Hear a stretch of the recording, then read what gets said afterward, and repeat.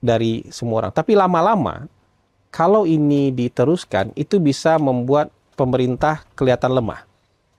Pemerintah kelihatan nggak solid, pemerintah kelihatan gampang untuk dipecah belah, gampang untuk diadu domba.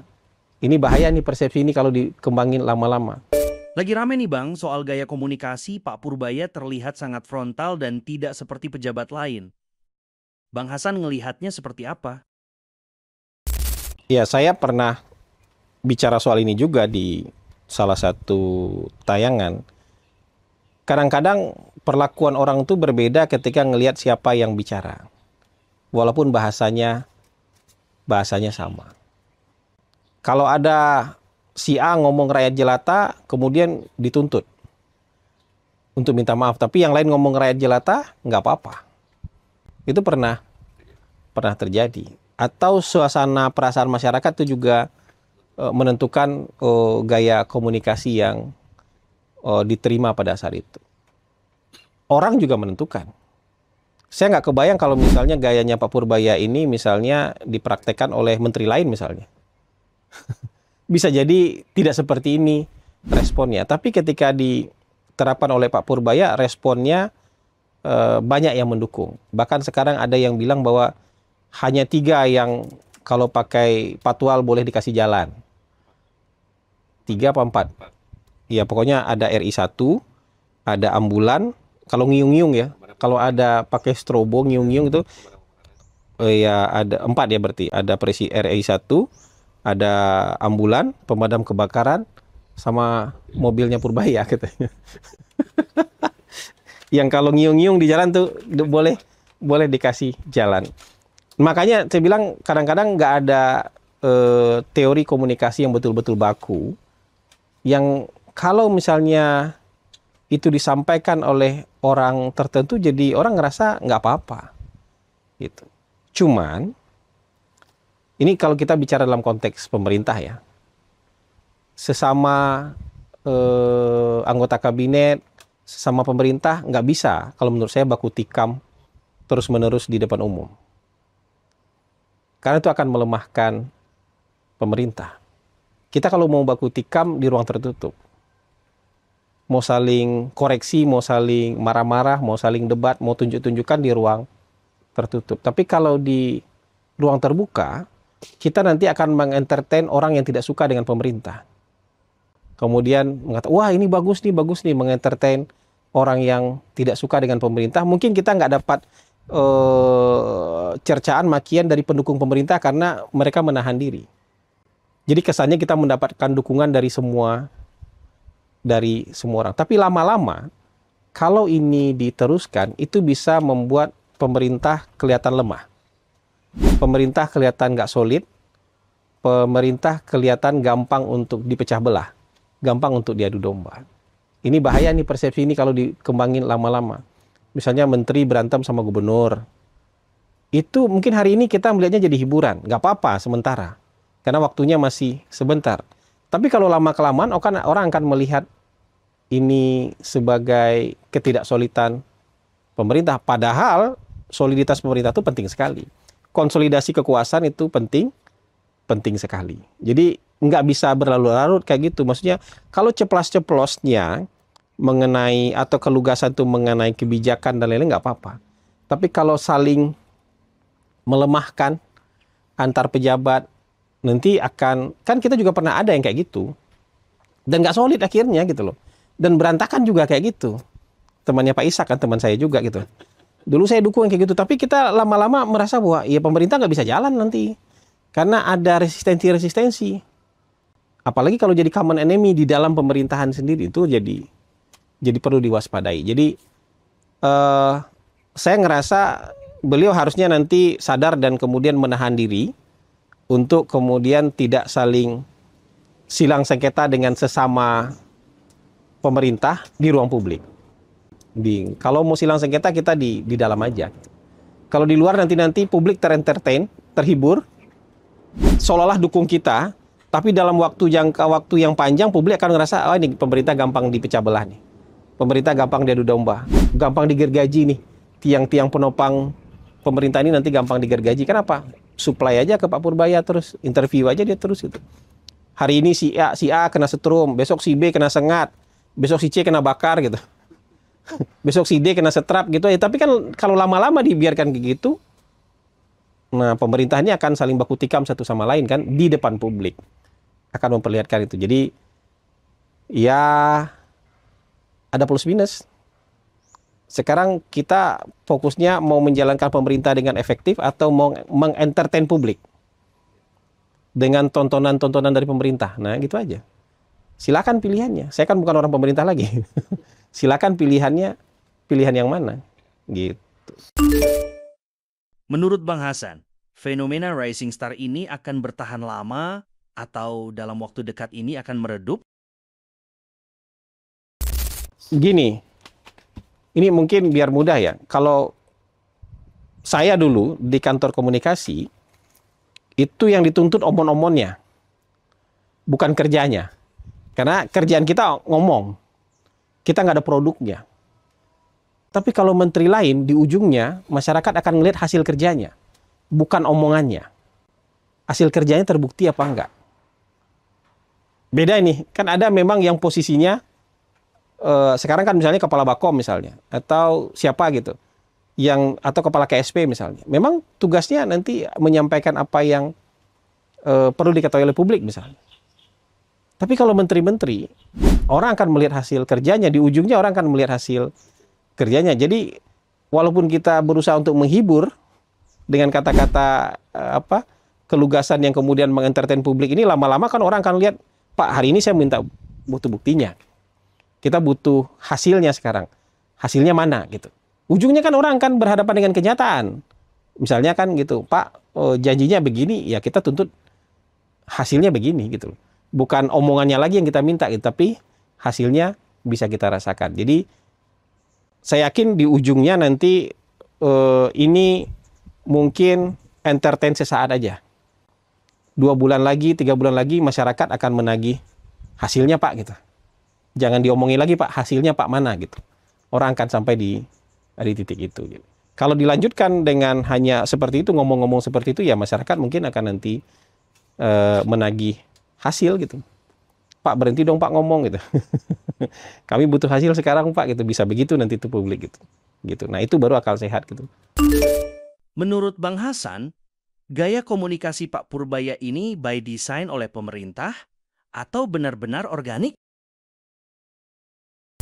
Nah, menurut saya ini aslinya beliau begitu. Aslinya beliau begitu. Sempat di hari pertama kontroversi, tapi besoknya jadi menghibur gitu. Dan masyarakat kita juga mungkin nggak tahu ya, mungkin tiba-tiba butuh hiburan gitu. Jadi sekarang mengentertain ini publik lah, persepsi publik. Tapi lagi-lagi itu yang saya bilang, setelah beberapa bulan nanti yang ditagih itu bukan lagi pernyataan. Yang ditagih itu nanti pasti hasil kerjaan. Itu bedanya di situ. Tapi kalau kepala Bakom misalnya atau kepala komunikasi, yang ditagih itu statementnya gitu. Yang ditagih itu statementnya, keterangannya dikata. Tapi kalau pejabat-pejabat lain pasti yang ditagih itu hasilnya, bukan lagi pernyataannya. Gitu. Tapi ada kemungkinan nggak pemerintah mempertahankan gaya komunikasi Pak Purbaya ini untuk menarik simpati publik pasca kerusuhan kemarin? Iya nggak apa-apa, secara sesaat menurut saya sih bagus-bagus saja ini. Dan kalau ini kemudian pemerintah sekarang mendapatkan keuntungan dengan gaya beliau yang asik seperti itu, ya kita anggaplah ini kan bagus juga untuk menenangkan situasi, untuk bikin situasi jadi cair, jadi rileks, jadi ada ketawa-ketawanya gitu. Walaupun itu yang saya bilang, kalau jangka panjang, setiap hari nyetrum orang, ya itu kayaknya nanti akan ada backfire, lama-lama backfire. Karena semua orang sudah disetrum gitu loh. Dan yang disetrum ini mungkin nanti akan melakukan fight back. Gitu. Sekarang aja kan Gubernur Jawa Barat fight back. Nanti gubernur mana lagi fight back. Nanti takutnya menteri mana lagi juga fight back. Nah, di hadapan publik akan kelihatan bahwa pemerintah tidak solid. Dan yang perlu dipahami bahwa pemerintah ini nggak bisa pinter-pinter sendiri. Ini kan kerjasama nih. Pemerintah ini kayak pasukan semut yang dikasih dikasih makanan tapi di depannya dikasih obstacle. Itu mereka susah tuh, tapi mereka kerjasama itu. akhirnya semut ini bisa membawa makanan yang besar ini melewati obstacle itu. Itu kalau ada satu atau dua aja tuh semut yang sok-sok pintar sendiri itu bubar itu pasukan. Nggak jadi diangkut itu. Makanan besar itu nggak jadi diangkut ke sarang mereka gitu loh. Jadi ini karena mereka kerjasama. Jadi kita punya fungsi masing-masing, kita punya posisi masing-masing. Yang diperlukan itu koordinasi. Yang diperlukan itu kerjasama di bawah satu pimpinan yang solid. Bukan satu orang yang merasa misalnya saya hebat sendiri gitu. Nanti nggak jadi keluar, nggak jadi ke bawah itu makanan besar itu. Jadi pemerintah ini pekerjaan teamwork. Jadi bukan pekerjaan satu orang superhero. Itu yang selalu ditekankan oleh Presiden Prabowo. Kita ini kesebelasan. Dan semua sama pentingnya. Kebetulan saya sebagai kapten tim kesebelasan itu kata-katanya Presiden Prabowo. Beliau pun menyadari bahwa ini harus bekerja sama-sama dan merangkul sebanyak mungkin orang untuk jadi pemain di lapangan nih. Talent-talent terbaik harus dimasukkan ke lapangan supaya jadi pemain yang supaya jadi sebuah tim yang solid. Jadi bukan satu orang jago sendiri itu nggak bisa, pasti nggak bisa. Dalam bernegara pasti nggak bisa. Apakah gaya komunikasi Menkeu Pak Purbaya yang ngegas pejabat lain dapat diframing oleh anti pemerintah bahwa pemerintah tidak solid? Ya itu yang saya bilang, bahwa dalam jangka waktu tertentu, orang tidak akan lagi menagih pernyataan. Orang akan menagih hasil kerja. Dalam jangka waktu tertentu, orang akan melihat juga awalnya ini hiburan, tapi setelah beberapa bulan orang akan melihat ini sebagai ketidaksolidan pemerintah kalau terus-menerus seperti itu. Kalau setiap hari ada yang kena setrum, ada yang kena sundut, ada yang kena setrap, ada yang kena macam-macam lah. Itu kan orang akan ngeliat, wah nanti si A yang kena setrum dikomporin. Wah ini begini-begini, dikasihlah gosip dan kelemahan tentang si yang lain. Ya artinya pemerintah ada divide et impera terhadap pemerintah nanti kalau misalnya ini kemudian dibuka terus-menerus ke publik. Proses nyetrum-nyetrum ini dibuka terus ke publik, itu pasti persepsi publik akan berubah terhadap pemerintah secara keseluruhan. Gitu. Jadi mengentertain publik itu dengan hiburan aja menurut saya. Jangan dengan perkelahian antar anggota kabinet. Jangan dengan perkelahian antar menteri di pusat dengan gubernur di daerah. Gitu. Mengentertainnya dengan hiburan aja, kita bikin konser, kita bikin event, bikin olahraga, bikin festival, itu aja untuk mengentertain publik. Tapi jangan kita entertain dengan pertengkaran dengan sesama anggota kabinet. Kalau di DPR bertengkar nggak apa-apa, nature-nya DPR begitu. Karena itu memang warung tempat orang ngobrol, adu debat, adu urat saraf, adu urat leher. Kalau mau bertengkar di DPR politik itu nature-nya seperti itu. Tapi kalau pemerintah itu kan komando. Pemerintah itu harus solid. Harus bisa digerakkan dengan efektif. Gitu. Kalau semuanya bisa berdebat di ruang terbuka, Menteri A berdebat dengan Menteri B di ruangan terbuka, ya akan sulit untuk membayangkan pemerintah bisa efektif kan. Apa yang terjadi hari-hari ini? Di benak publik yang diingat bukan lagi makan siang gratis. Di benak emak-emak yang diingat bukan lagi perumahan rakyat. Yang diingat adalah kapan Jokowi dihukum. Ya, kalau soal yang ini, itu sepertinya memang Rocky Gerung dan mungkin juga dengan orang-orang yang sejenis dengan itu tidak sedang menyampaikan fakta. Tapi orang kan memang suka mencampur-campur harapan dengan analisis. Kemudian kadang-kadang itu kemudian juga diklaim sebagai harapan publik. Padahal harapan dirinya sendiri. Atau paling jauh itu hanya sekadar harapan kelompoknya saja gitu. Kalau bicara tentang Presiden Prabowo, tentu hari ini yang dinanti publik adalah kebijakan Presiden Prabowo yang punya dampak besar terhadap masyarakat.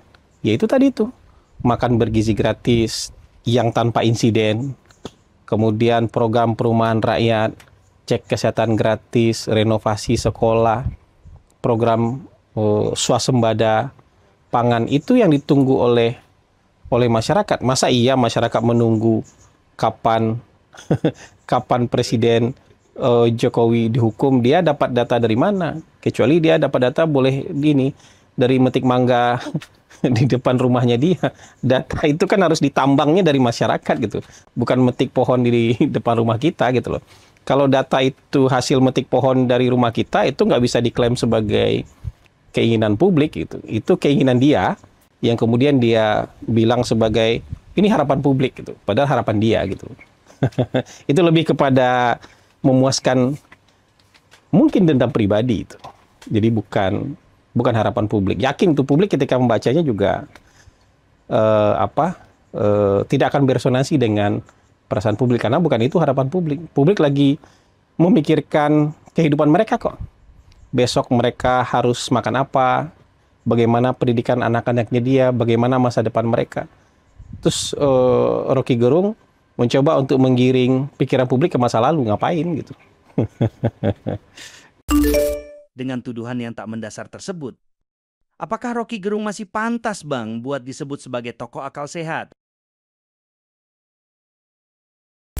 Sebenarnya bukan karena tuduhan ini dia relevan disebut tokoh akal sehat. Dari dulu memang menurut saya tidak relevan menyebut Rocky Gerung sebagai tokoh akal sehat. Itu kan klaim pribadi dia atau klaim pendukung-pendukung dia.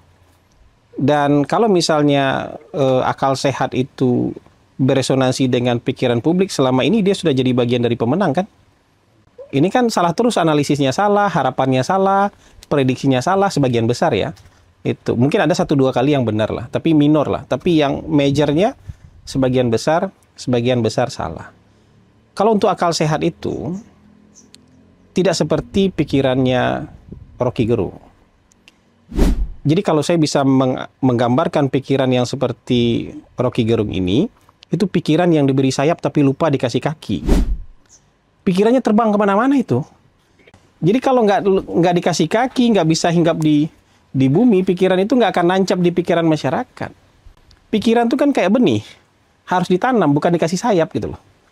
Kalau dia akal sehat tuh harus jadi kayak benih, ditanam, dia punya akar ke bawah, ke bumi, dia kemudian tumbuh menjulang ke atas. Jadi kena angin dia nggak roboh. Digusur pun susah gitu. Kalau pikiran yang kokoh itu digusur pun susah, bukan nggak bisa digusur, tapi digusur pun susah. Kenapa? Fondasi landasan pikirnya itu kokoh. Kalau pikiran yang cuma dikasih sayap ini, kena angin hilang dia. Entah dibawa kemana dan nggak tahu kita mendarat di mana. Entah sempat mendarat atau melayang-layang terus saja di udara gitu. Jadi bukan itu yang akal sehat gitu. Akal sehat itu harus menghujam ke bumi, punya akar kuat di bumi, kemudian dia menjulang. Kayak pohon aja, nggak usah terbang tinggi-tinggi. Kayak pohon aja tapi kokoh gitu. Itu yang akal sehat. Sebagai contoh, ada nggak yang diingat oleh publik kalau betul itu akal sehat? Ada nggak yang diingat oleh publik dari Rocky Gerung selain maki-makian, dungu misalnya, bodoh segala macam? Selain itu ada nggak? Kan itu artinya nggak nancap di pikiran masyarakat. Karena kalau misalnya akal sehat itu nancap di pikiran masyarakat, itu juga jadi pola berpikir orang. Itu menjadi cara berpikir orang. Tapi kalau hanya menjadi menjadi show kemudian jadi tepuk tangan, itu kan tontonan aja. Sama aja kayak stand up komedi, sama aja kayak orang lagi nyanyi, kayak orang lagi ngelawak gitu aja. Tapi nggak akan dibawa pulang sebagai pegangan hidup gitu loh. Sebagai tontonan aja. Jadi saya menolak itu disebut dengan akal sehat itu. Tanggapan Bang Hasan soal ada berbagai penolakan, soal pemberian gelar pahlawan kepada Presiden Soeharto. Misalnya ada penolakan terhadap rencana pembelian gelar pahlawan tuh biasa, karena kan nggak ada manusia yang betul-betul sempurna gitu loh di mata masyarakat, apalagi levelnya presiden. Pasti ada yang suka, pasti ada yang tidak suka, pasti ada yang mendukung karena merasa waktu itu mendapat perhatian dari pemerintah, tapi ada juga menolak karena merasa aspirasi dan keinginannya justru tidak diberikan oleh pemerintah. Tapi kalau mau menilai seseorang mau jadi pahlawan atau enggak, itu bukan berarti dia tanpa celah, bukan berarti dia tanpa kesalahan, tapi kasih timbangan yang adil. Makanya itu pentingnya timbangan itu dua sisinya. Biar bandul itu bisa bergerak. Kalau cuma satu, subjektivitasnya cuma satu, itu bukan timbangan namanya. Nah, pemerintah dalam memberikan mengevaluasi siapa saja nama-nama yang harus jadi pahlawan itu, ya tentu timbangannya harus adil. Lebih banyak jasanya atau lebih banyak dosanya. Bukan cari orang tidak berdosa nih. Kalau lebih banyak jasanya terhadap masyarakat, terhadap bangsa, ya dia layak jadi pahlawan. Menurut saya Pak Harto layak untuk jadi pahlawan. Dia presiden, 32 tahun dia jadi presiden, banyak hal yang dia bikin. Bukan berarti dia tanpa kesalahan, tapi presiden sebelumnya juga berkuasa juga banyak kesalahan. Jadi saya tidak melihat ada argumentasi yang benar-benar solid bahwa ini orang nggak boleh jadi pahlawan. Bung Karno udah dapat gelar pahlawan tahun berapa? 2012 kan?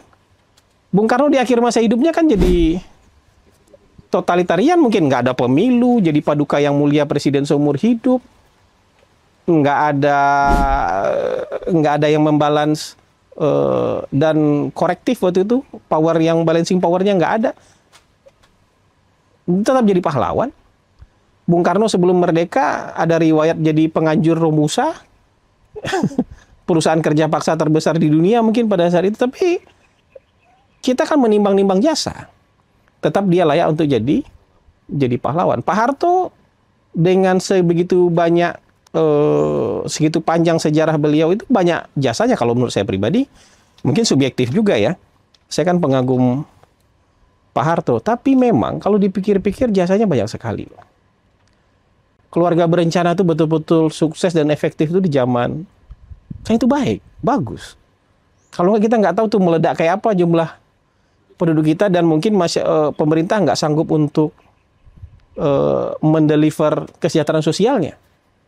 Coba kita lihat pendidikan. Satu-satunya protes orang yang lumayan valid tentang pendidikan zaman Pak Harto itu cuman soal gambar aja yang seragam. Gambar gunung 2, kemudian ada jalan di tengah-tengahnya.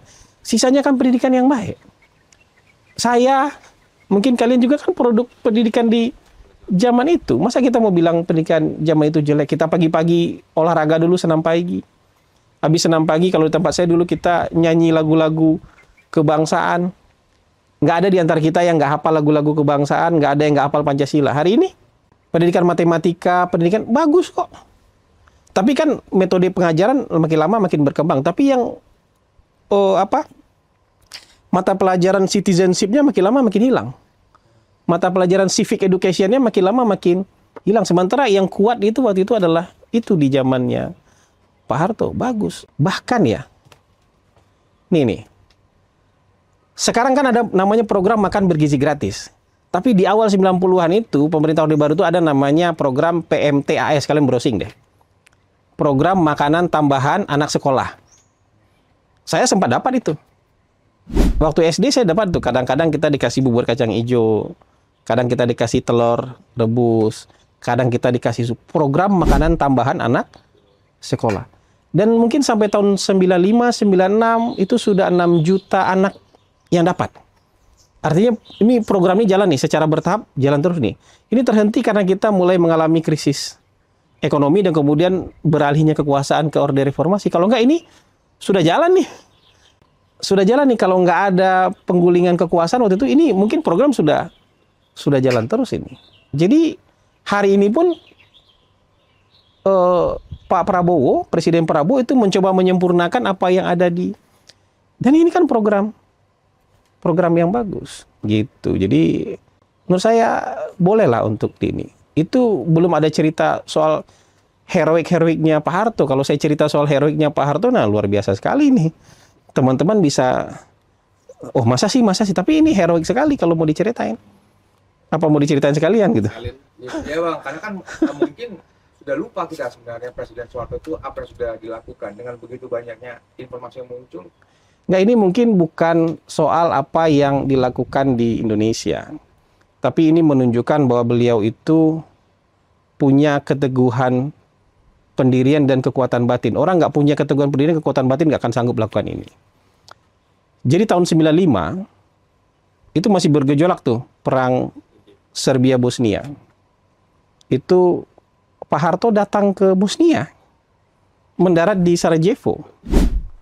Mendarat di Sarajevo, dalam keadaan perang berkecamuk, itu nggak gampang. 2 hari sebelumnya, pesawatnya Yasushi Akasi utusan PBB soal perang dan pengungsi, itu ditembak di lapangan udara Sarajevo, dan itu peluru-peluru itu menembus pesawatnya Yasushi Akashi. 2 hari setelah itu Presiden Soeharto mendarat di situ sebagai ketua non-blok, ketua gerakan non-blok. Dia pengen memberikan solidaritas terhadap, karena Yugoslavia dulu pendiri non-blok, walaupun negara komunis tapi kan pendiri gerakan non-blok. Dia pengen ngasih solidaritas bahwa terhadap masyarakat Bosnia yang sedang mengalami genosida. Mendarat di sana. Itu prosesnya bisa sampai ke sana tuh dramatis tuh. PBB itu tidak mengizinkan Soeharto terbang ke sana. Jadi Pak Harto waktu itu harus tanda tangan fakta mati. Fakta integritas buat mati. Jadi kalau dia mati, dia nggak nuntut ke siapa-siapa gitu loh. Karena nggak dapat perlindungan dari PBB. Jadi tanda tangan, karena PBB tidak bertanggung jawab kalau terjadi apa-apa di sana. Dan itu Pak Harto tanda tangan. Tanda tangan fakta integritas buat mati. Di situ. Dia keluar dari pesawat di Sarajevo itu nggak pakai baju anti peluru. Itu ada fotonya. Yang pengawal dia, waktu itu sekarang jadi menteri. Safri Samsudin. Menhan sekarang. Itu yang awal dia, itu pakai baju rompi anti peluru, pengawal dia. Tapi dia, Pak Hartonya, nggak pakai baju anti peluru sama sekali, pakai jas aja dia. Itu kalau nggak punya kekuatan batin, kalau nggak punya keteguhan pendirian, keberanian, dan membawa maruah bangsa juga kan bisa mati tiba-tiba itu di sana. Orang Slobodan Milosevic itu gila kok. Dia nggak peduli kok. PBB aja ditembak pesawatnya sama dia. Apalagi ini presiden dari mana katanya. Tapi datang ke sana. Dia ketemu sama Alija Izetbegovic di Zagreb. Apa ibu kota? Itu ibu kota Kroasia. Di Sarajevo. Dia ketemu Alija Izetbegovic di istana presiden Bosnia yang separuhnya udah rubuh. Di Sarajevo. Dan waktu itu dia pikir, sebagai simbol dukungan Indonesia, kita bikin masjid di Sarajevo. Diinisiasi tahun 95 tuh. Namanya Masjid Istiqlal Sarajevo. Browsing aja. Jadi di Sarajevo itu ada Masjid Istiqlal Sarajevo, dibangun oleh Presiden Soeharto. Sempat terhenti tahun 98, 99 karena kita krisis ekonomi. Tapi habis itu terus dilanjutkan. Dan selesai di zaman siapa coba? Selesai tahun 2001 di zaman Presiden Megawati Soekarno Putri. Presiden yang seumur hidup mungkin berseberangan dengan Presiden Soeharto. Presiden Megawati mengutus Said Agil Munawar, Menteri Agama, buat meresmikan masjid itu. Itu loh, bernegara tuh begitu gitu. Nggak peduli ini bikinan siapa, tapi atas nama Presiden Indonesia.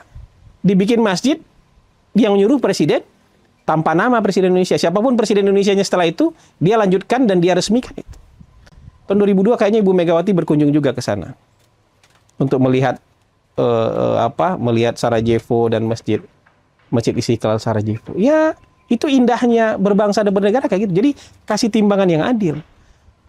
Kalau saya sih mengagumi Pak Harto dengan segala macam program-program teknokratisnya, sama heroiknya itu membawa besar nama bangsa, mengharumkan nama bangsa di forum internasional. Sejak saya itu sungkan kepala negara di mana? Di dunia itu sungkan. Apalagi melewati, ada namanya antara bandara dengan kota Sarajevo itu ada namanya Sniper Valley. Itu jarang ada orang yang bisa lolos di jalur itu. Pak Harto bebe aja dan nggak ditembak. Berarti juga segan nih. Tentara Serbia juga segan sama dia gitu. Jadi membawa harum nama bangsa. Beliau turun ya karena krisis ekonomi kan. Karena krisis ekonomi. Jadi apakah layak jadi pahlawan? Kalau kita list satu persatu, ini jasanya, ini kesalahannya, menurut saya pasti akan lebih berat di timbangan jasa dibandingkan dengan timbangan kesalahan. Nggak mungkin orang nggak ada salah. Tapi kalau ditimbang yang adil, ya layaklah untuk jadi pahlawan nasional. Gitu. Ketika ada sesuatu yang tidak benar, kita suarakan. Ini bagaimana semua terangin dia sedungu ini? Ini manusia pecundang yang sangat merugikan bangsa kita ini. Saatnya jadi member eksklusif di channel YouTube Official iNews. Tantang lagi para nama sumpah di atas Al-Quran. Dia pengen masuk TV. Konten-konten premium yang tidak tayang di TV. Live interaction. Halo pemirsa iNews, ini baru selesai. Emoji dan badge spesial. Reakses konten pilihan. Klik YouTube Official iNews. Join member hanya Rp10.000 per bulan.